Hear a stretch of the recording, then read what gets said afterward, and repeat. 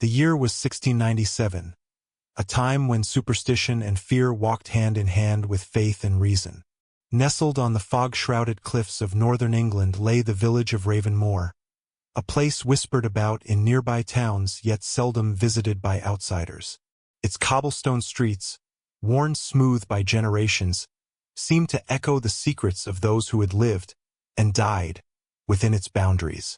Ravenmoor was not marked on most maps, but for those who called it home, it was a hub of survival and suspicion. The villagers were tight-knit, their lives dictated by the cycle of seasons, the church's bell, and the unwritten rules passed down from forebears who spoke more to spirits than to neighbors. The villagers had endured centuries of hardship, plagues, famines, and, perhaps worst of all, the inexplicable. The Blackthorn Manor, an imposing stone structure overlooking the village, had stood there for nearly 2 centuries. The manor's founder, Lord Alistair Blackthorn, was said to have returned from the Crusades with knowledge both feared and envied. Rumors whispered that he had struck bargains with forces unseen, leaving a legacy that his descendants would guard jealously, and perhaps suffer for endlessly. By 1697, the Blackthorn line had dwindled, leaving the manor in the hands of Edmund Blackthorn, a man both respected and feared. He carried the weight of the family's dark legacy, known for his knowledge of herbs and remedies, but also for his penchant for secrecy. Outsiders rarely saw him, and the villagers spoke in hushed tones of the strange lights and sounds that emerged from the manor on moonless nights. Amid this setting, an unsettling pattern began to emerge. Children would vanish from the village, sometimes found days later with no memory of where they had been, or worse, never returned at all. Farmers reported livestock disappearing in the night, and travelers claimed to hear voices calling from the woods beyond Ravenmoor. The church preached that evil had infiltrated the land, but the villagers whispered another possibility, that the Blackthorn family themselves were entwined with something far darker than mere superstition.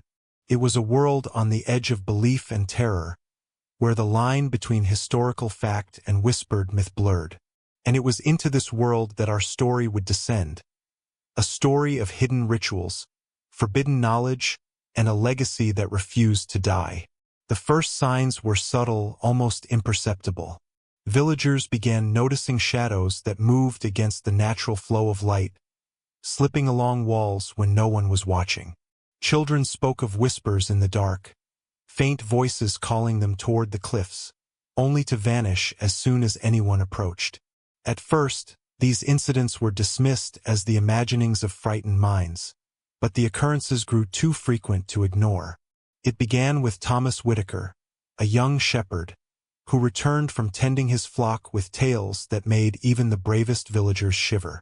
He described a figure standing atop the cliffs, cloaked in darkness, its face obscured by an unnatural hood. Every night it would appear in the same place, staring down at the village as though counting or marking someone. Thomas swore he could feel its gaze even in the warmth of his own bed. Soon after, livestock began disappearing. Entire flocks vanished overnight, leaving only patches of trampled grass and footprints that seemed to fade into nothingness. The villagers grew restless, some claiming it was the work of witches, others whispering the name of Edmund Blackthorn. They recalled old tales. His ancestors had been rumored to conduct forbidden ceremonies, striking pacts with entities from beyond the veil. One night, Margaret Fenwick, the village herbalist, stumbled upon something she could not explain. While gathering herbs in the woods, she came across a circle of blackened stones, scorched as though fire had licked their surfaces but leaving no trace of ash. Within the circle, she found small figurines, each carved in the likeness of a villager, their eyes hollow and mouths twisted in silent screams. Panic gripped her, and she hurried back to the village. But when she returned with others, the circle was gone, replaced by unbroken earth as if it had never existed. Fear took hold. Families began locking doors at dusk, children were kept inside, and whispers of a curse spread through Ravenmoor. Yet, Edmund Blackthorn remained unseen and untouchable. his manor silent except for the faint flicker of candlelight visible through its tall windows. Rumors suggested he was conducting rituals to summon or control something beyond comprehension, feeding the growing hysteria of the villagers. Then came the disappearances. One by one, villagers vanished without trace. At first, it was the young and vulnerable children, apprentices, and servants. But soon, entire families were claimed, leaving behind homes frozen in a state of abandonment. Unwashed dishes, half-finished meals, and personal belongings untouched. The church began preaching that the village was cursed, while the remaining villagers whispered that Edmund Blackthorn's legacy had awakened something ancient and malevolent. The atmosphere of Ravenmoor shifted from unease to pure dread. Nights were now filled with shrieks, unidentifiable noises, and sudden cold that seemed to seep into bones. Every flickering candle, every gust of wind, carried with it a threat unseen. And yet, for those brave or foolish enough to look toward Blackthorn Manor, the upper windows remained dark, as though the house itself were holding its breath. And so, the stage was set for something far darker to emerge. For in Ravenmoor, history was not merely a record of events, but a warning of what lingers when secrets are kept too long, and when fear is allowed to fester. The villagers' fear reached its peak one moonless night, when the air itself seemed thick with an unnatural chill. That evening, a group of the bravest villagers, armed with lanterns and iron-tipped staffs, gathered near Blackthorn Manor. Determined to confront the source of the disappearances, they crept through the overgrown path leading to the front gates, hearts pounding and breaths visible in the icy darkness. As they approached, the manor seemed to breathe around them, its tall windows reflecting no light, yet hinting at shadows moving within. A low hum, at once melodic and torturous, echoed from the walls, vibrating in their chests. It was a sound that did not belong to the mortal world, and the villagers instinctively knew that whatever dwelled inside had been waiting for them. Suddenly, the front doors swung open on their own, revealing a grand hall lined with centuries of ancestral portraits. But the paintings were wrong. The eyes of the Blackthorn ancestors seemed alive, following the villagers as if judging their intrusion.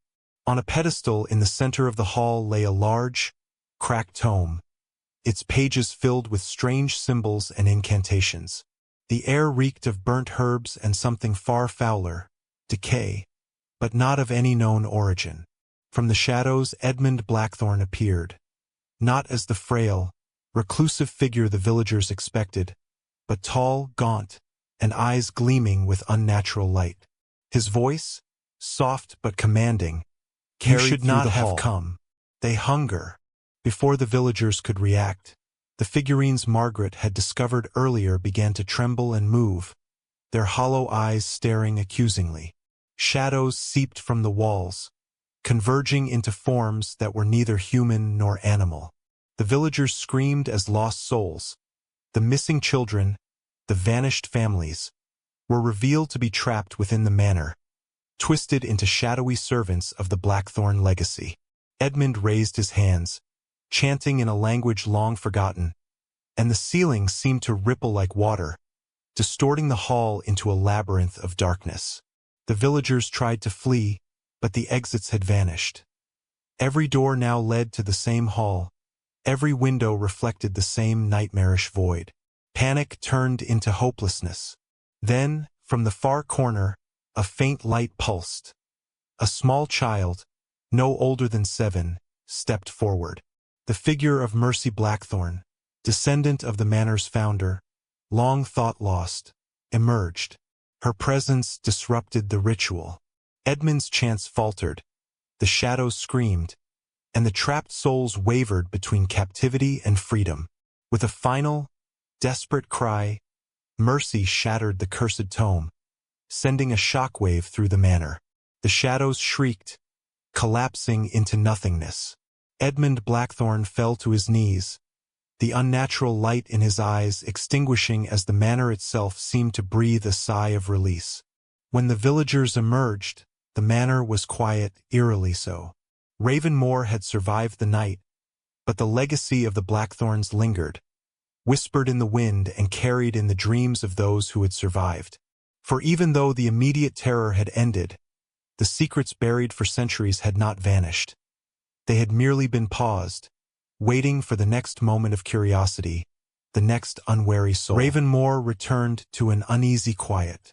The villagers, though alive, carried scars deeper than flesh, scars etched into memory, haunting their every step.